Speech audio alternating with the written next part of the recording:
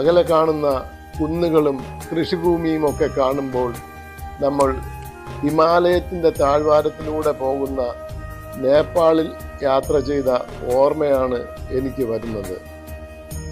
എൻ്റെ കൂടെ യാത്ര ചെയ്തിരുന്ന പല വിദേശ സഞ്ചാരികളും അവരുടെ യാത്രാ ലിസ്റ്റിൽ അവർ കണ്ട നല്ല സ്ഥലങ്ങളെക്കുറിച്ച് ഞാൻ നോട്ട് ചെയ്യാറുണ്ട്. അപ്പോഴാണ് സ്ലൊവേനിയയിലെ ബ്ലഡ് തടാകത്തിനെ കുറിച്ച് എന്നോട് പറയുകയും ഞാൻ അവരോട് മനസ്സിലാക്കി ഇവിടെ ഒരു നാൾ എത്തുകയും ചെയ്തത്. ഞാൻ ബ്ലഡ് തടാകത്തിൻ്റെ ആ ബസ് സ്റ്റേഷനിലെത്തി. അവിടെ ധാരാളം കുട്ടികൾ, യാത്രക്കാരുമൊക്കെ വന്നവരും മറ്റ് പല സ്ഥലങ്ങളിലും പോകേണ്ടവരെയൊക്കെ കണ്ടു. ഇനി എനിക്ക് ഇവിടെ നിന്ന് ഒരു ടാക്സി പിടിച്ച് എൻ്റെ ഹോട്ടലിലേക്ക് പോകണം. പരിസര കാഴ്ചകളൊക്കെ കണ്ടപ്പോൾ പ്രതീക്ഷിച്ചതിലും നല്ല ഒരു കാഴ്ചകൾ കാണാൻ കഴിയുന്ന നല്ല ഒരു സ്ഥലമാണെന്നുള്ളൊരു തോന്നൽ എനിക്കുണ്ടായി. വളരെ സന്തോഷത്തിലാണ് ഞാൻ. ഇനി ഒരു ടാക്സി പിടിക്കണം. സഞ്ചാരികളായിട്ടുള്ള കൂട്ടുകാർ പറഞ്ഞതിൽ നിന്നും ഏറ്റവും മനോഹരമായിട്ടുള്ള സ്ഥലത്ത് എത്തി എന്നുള്ള ഒരു സന്തോഷത്തിലാണ് ഞാൻ.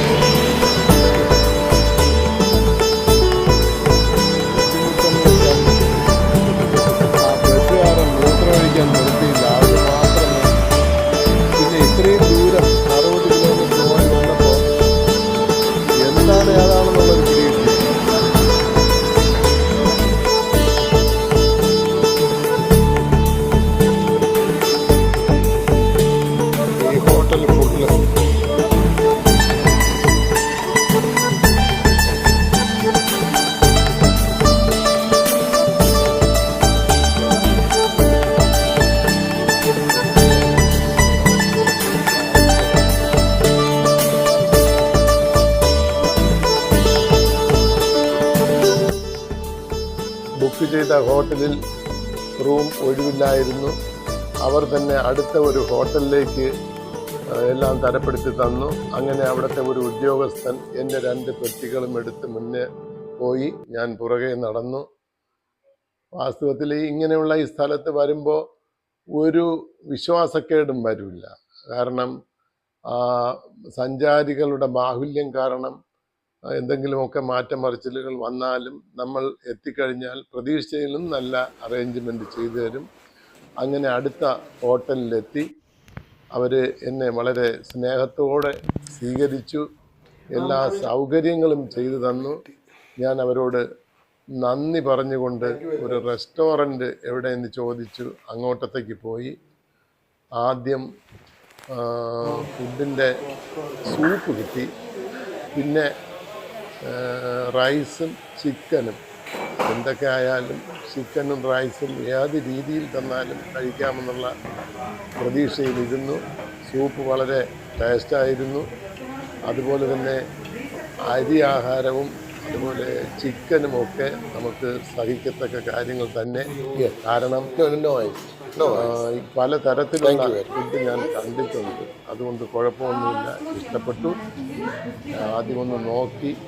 ചോറിൽ എന്തൊക്കെ അവരുടെ സംവിധാനങ്ങൾ അനുസരിച്ചുള്ള പൊടികളൊക്കെ തൂക്കിയിട്ടുണ്ട്. പച്ചിലകളുണ്ട്, ചിക്കനുണ്ട്, നാരങ്ങയുണ്ട്, കറിയുണ്ട്, ഒരു സോസ്, അതായത് ഉപ്പ് ചേർന്ന ഒരു സാധനമാണ്. എല്ലാം കൊണ്ടും കുഴപ്പമില്ല. കാരണം ഒരു നാവിന് ഒരു അസിഡ് വരുന്ന രീതിയിലുള്ള ഒരു ടേസ്റ്റും അതിലില്ലായിരുന്നു. അപ്പുറത്തെ മേശകളിലൊക്കെ ധാരാളം ആൾക്കാർ ഇരുന്ന് ആഹാരം കഴിക്കുന്നുണ്ട്. ഞാൻ ആദ്യം എൻ്റെ ആഹാരം ഒന്നൊക്കെ ഒന്ന് നോക്കിയിട്ട് പിന്നെ കഴിക്കാൻ തുടങ്ങി. ഇത് കഴിഞ്ഞിട്ട് ചെയ്യേണ്ട കാര്യം എന്താണെന്ന് വെച്ചാൽ പരിസരം ഒക്കെ ഒന്ന് നോക്കി വഴികളൊക്കെ ഒന്ന് മനസ്സിലാക്കി രാത്രി ആയാലും വയ്ക്കണം എന്നുള്ള ഒരു ചിന്തയോടുകൂടി ഞാൻ ആഹാരം ഒന്ന് കഴിച്ചു തുടങ്ങി.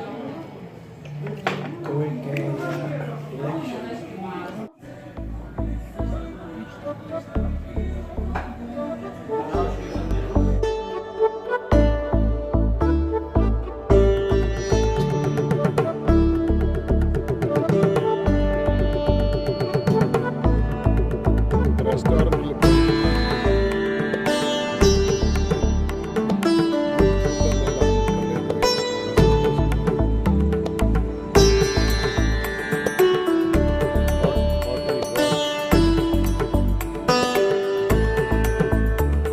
അങ്ങനെ ആഹാരം കഴിച്ചു. എന്താ പറയുക, മീനും അരി ഒന്ന് കുതിർത്ത് തന്നു. മീനെന്ന് പറഞ്ഞാൽ മീനാണോ ഇറച്ചിയാണോ? അത് പനോരമ ഹോട്ടൽ പനോരമ. അതായത് എൻ്റെ ഹോട്ടലിലത്തേക്ക് പോകുന്ന വഴി ഓർക്കുകയാണ്. ഓരോ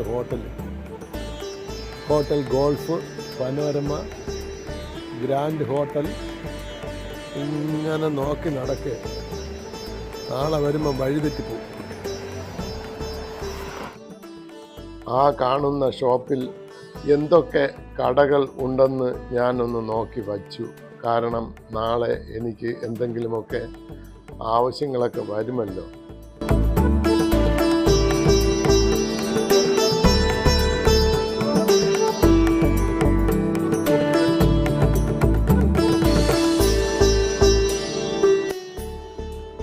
ഇനി രാത്രിയായി. നാളെ പുതിയ കാഴ്ചകൾ കാണാം. ഞാൻ കിടന്നുറങ്ങാൻ പോവുകയാണ്. ദയവായി എൻ്റെ ചാനൽ സബ്സ്ക്രൈബ് ചെയ്യുക. നന്ദി.